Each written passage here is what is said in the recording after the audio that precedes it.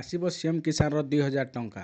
ଏଟାକେ ନେଇକରି ସରକାରଙ୍କ ତରଫରୁ ଆଉ ଗୋଟେ ବଡ଼ ଅପଡେଟ୍ ଆସିଛେ, ଯେନ୍ଟାକି ଇ ଭିଡ଼ିଓ ମାଧ୍ୟମରେ ଜାଣମା।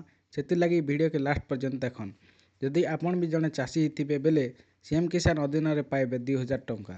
ଯଦି ଆପଣ ବି ଇ ପଇସା ପାଇବାରୁ ବଞ୍ଚିତ ଅଛନ୍ ବା ନୂଆ ଆପ୍ଲାଏ କରିବା ପାଇଁ ଚାହୁଁଛନ୍ ବେଲେ ଆପଣ ପାଇଁ ଖୁସି ଖବରଟା ଆସିଛେ। ଆସନ୍ ଇ ଭିଡ଼ିଓ ମାଧ୍ୟମରେ ଜାଣମା। ତାର ପୂର୍ବରୁ ଭିଡ଼ିଓକେ ଲାଇକ୍ କରବେ ଆଉ ସବସ୍କ୍ରାଇବ୍ କରବେ, ଦେନ୍ ବେଲ୍ ଆଇକନ୍କେ କ୍ଲିକ୍ କରବେ। ଆପଣମାନେ ଜାଣିଥିବେ ଏବେ ନଭେମ୍ବର ମାସର 19 ତାରିଖରେ ପିଏମ୍ କିଷାନର 21ତମ କିସ୍ତି ଟଙ୍କା ଆସିଛେ।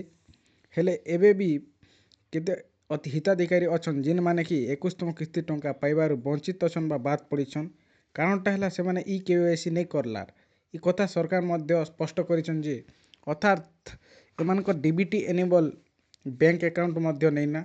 ଆଉ ସରକାର ଯେନ୍ ପଇସା ପକାଉଛନ୍ ଆଧାର କାର୍ଡ଼ ଥ୍ରୋରେ ସେଟା ଆଉ ନେଇ ପଡ଼ବାର୍ ନା। ଦେନ୍ ଆପଣ ବି ଜଣେ ଚାଷୀ ବେଲେ ସିଏମ୍ କିଷାନର ଯୋଜନାରେ ଟଙ୍କା ପାଇବା ପାଇଁ ଚାହୁଁଛନ୍ ବେଲେ ସିଏମ୍ କିଷାନ ପୋର୍ଟାଲ୍ ଭିଜିଟ୍ କରିକିନା ଆପ୍ଲାଏ କରିପାରବେ। ଆଉ ଯଦି ସିଏମ୍ କିଷାନ ଟଙ୍କାଟା ନେଇ ପଡ଼ବାର୍ ବେଲେ ପୋର୍ଟାଲ୍କେ ଯାଇକିନା OTP ବେସ୍ KYC ମୋବାଇଲରେ ନିଜେ କରିପାରବେ।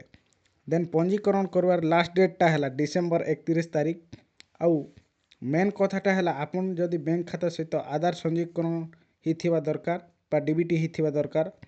ଆଉ CSC ସେଣ୍ଟରକେ ଯାଇକିନା ବା ମୋ ସେବା କେନ୍ଦ୍ରକେ ଯାଇକିନା କୃଷକ ପୋର୍ଟାଲ୍ରେ ମଧ୍ୟ ରେଜିଷ୍ଟ୍ରେସନ୍ କରିପାରିବେ।